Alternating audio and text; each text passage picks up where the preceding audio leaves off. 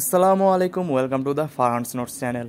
So আজকে আমি তোমাদেরকে এসএসসি 2022 পরীক্ষার জন্য বায়োলজি পরীক্ষার কিছু সাজেশন দিব, যেগুলো থেকে তোমাদের সৃজনশীল অবশ্যই কমন করবে ইনশাআল্লাহ। আমি বলছি এটা সৃজনশীলের জন্য, বিশেষত এমসিকিউ এর জন্য তোমাদের সম্পূর্ণ বই ভালো করে পড়তে হবে। কিন্তু তোমরা যদি এই টপিকগুলো এমসিকিউ এর জন্য পড়ে থাকো তাহলে 25টা থেকে 15টার উত্তর আশা করি ভালোভাবে দিতে পারবে। তো চলো আর দেরি না করে শুরু করে দিই। তো আরও সামনে বিষয়গুলোর সাজেশন আসতেছে, তাই যদি চ্যানেলে নতুন হয়ে থাকো তাহলে প্লিজ সাবস্ক্রাইব করে নাও। সো আর চলো শুরু করা যাক। তো প্রথমত থেকে তোমরা কী পড়বা, আসলে সবগুলো লিখে দেওয়া সম্ভব হয়নি। তো আমি মুখে বলছি, তোমরা ভালো করে শুনে নাও, অথবা তোমাদের কাছে যদি খাতা থাকে প্লিজ নোট ডাউন করে নাও।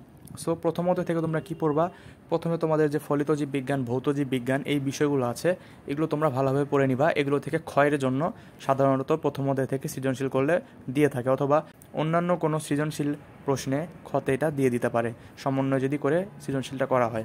তারপরে এখান থেকে যে 5টা তোমাদের কিংডমের যে বৈশিষ্ট্যগুলো আছে সেগুলো তোমাদেরকে একবারে মুখস্থ রাখতে হবে যদি তুমি প্রথমত থেকে একটা সৃজনশীলের উত্তর করতে চাও। কেননা প্রথমত থেকে তোমার সৃজনশীল মানেই এই বৈশিষ্ট্যগুলো থাকবে, অর্থাৎ কোন প্রাণীটি বেশি উন্নত, 2টা প্রাণীর মধ্যে কম্প্যারিজন, অথবা 3টা প্রাণীর মধ্যে তোমাদের কীভাবে তুলনা করে করতে হবে। সেজন্য এই অধ্যায়ের যে বৈশিষ্ট্যগুলো দেওয়া আছে 5টা কিংডমের, সেটা তোমাদেরকে ভালোভাবে মুখস্থ রাখতে হবে।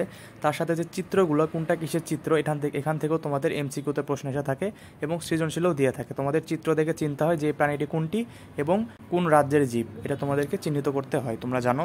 তো সেজন্য এটা গুরুত্বপূর্ণ।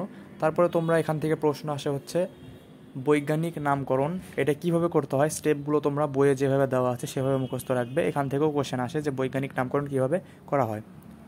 তো এটা তোমাদের কাল হচ্ছে প্রথম অধ্যায়। তারপরে দ্বিতীয় অধ্যায় তোমাদের যে টপিকগুলো পড়বে তোমাদের সৃজনশীল খ, গ, ঘ এগুলোতে এসে থাকবে, সেটা হচ্ছে দ্বিতীয় অধ্যায় থেকে প্রকৃত ও আদি কোষের পার্থক্য, কোষের চিহ্নিত চিত্র অর্থাৎ উদ্ভিদ কোষ এবং প্রাণী কোষের চিত্র। তারপরে মাইটোকন্ড্রিয়া ও প্লাস্টিড চিত্রসহ শিখবে গঠন, বর্ণনা, কাজ। তারপরে নিউক্লিয়াস চিত্রসহ গঠন এবং বর্ণনা। তারপরে লাইসোজোমকে কেন আত্মঘাতী থলিকা বলা হয়, এটা তোমার খ নাম্বারের জন্য এসে থাকে, এটা তোমরা পড়ে নিবে। তারপরে দেখো তোমাদের পেশি টিস্যু, এটা তোমাদের জন্য অনেক গুরুত্বপূর্ণ পেশি টিস্যুর কাজ, তারপরে চিত্র এভাবে ভালোভাবে শিখে নিবে। তারপরে স্নায়ু টিস্যু অর্থাৎ তোমাদের নিউরনের যে গঠন আছে সেটা তোমরা চিত্রসহ শিখে নিবে, গতে এসে থাকে। তো এই টপিকগুলো হচ্ছে মূলত দ্বিতীয় অধ্যায় থেকে বায়োলজির জন্য এসএসসি 2022 অত্যন্ত গুরুত্বপূর্ণ।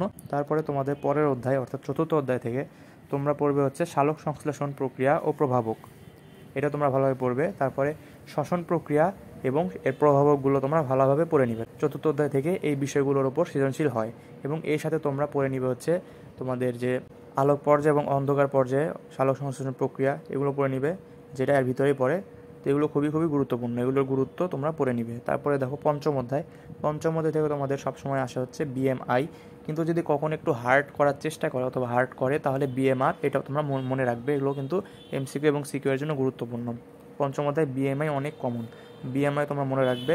তারপরে তোমরা মনে রাখবে হচ্ছে উদ্ভিদের যে রোগ হয় সেগুলো কোন পুষ্টি উপাদানের অভাবে হয় সেগুলো তোমরা মনে রাখবে, বিশেষত সালফার, নাইট্রোজেন, ম্যাগনেসিয়াম, এই যে ছকগুলো দেওয়া আছে এগুলো ভালোভাবে পড়বে।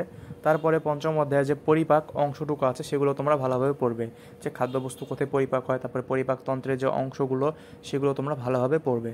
তারপরে পঞ্চম অধ্যায় যাওয়ার পরে আসে হচ্ছে আমাদের ষষ্ঠ অধ্যায়। তো ষষ্ঠ অধ্যায় তোমরা হচ্ছে হার্টের চিত্র, হার্টের গঠন, চিত্র এগুলো ভালোভাবে শিখে নিবে, কারণ হার্ট অনেক কমন, 90% কমন ষষ্ঠ অধ্যায় থেকে, হার্ট থেকে প্রশ্ন আসেই। তোমরা হার্ট ভালোভাবে শিখে নিবে। তারপরে তোমাদের যে রক্ত সঞ্চালন, ব্লাড সার্কুলেশন, এটা তোমরা ভালোভাবে পড়বে।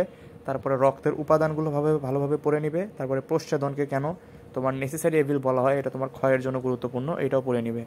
তারপরে দেখো অষ্টম অধ্যায় থেকে তোমার যদি প্রশ্ন আসে এই দুইটা ছাড়া, গ এবং ঘ, এই দুইটা জিনিস ছাড়া বেশি সময় কিছুই আসে না, সেটা হচ্ছে তোমাদের নেফ্রনের গঠন, এটা আসে গতে, এবং কিডনি বিকল হলে কি করণীয়, এটা আসে হচ্ছে ঘতে। এটা একেবারে কমন, তোমরা অষ্টম অধ্যায় কিন্তু একটা তোমাদের চয়েসের মধ্যে রাখতে পারো, কারণ খুবই ইজি।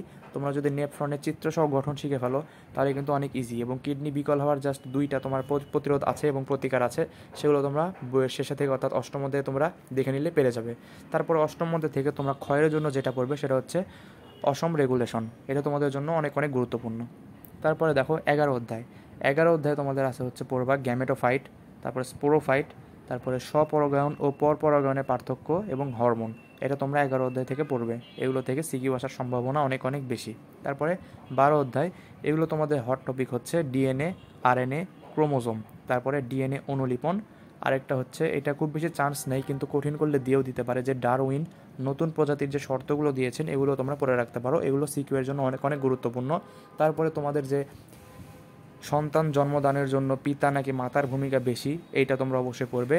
এবং তোমাদের যে থাকে হচ্ছে পরবর্তী প্রজন্ম অ্যানিমিলিয়া রোগ অথবা যে কোনো রোগের বাহক হবে কিনা অথবা কয়টি শিশু আক্রান্ত হবে, এই বিষয়টিও তোমরা এই অধ্যায় থেকে কমন পেয়ে যাবে যদি এখান থেকে প্রশ্ন করা হয়। তো এগুলো তোমরা ভালোভাবে পড়বে, তোমার বন্ধুকে অবশ্যই শেয়ার করো সাজেশনটি, এবং যদি ভিডিওটি ভালো লাগে তাহলে প্লিজ লাইক দাও, চ্যানেলটি সাবস্ক্রাইব করে নাও।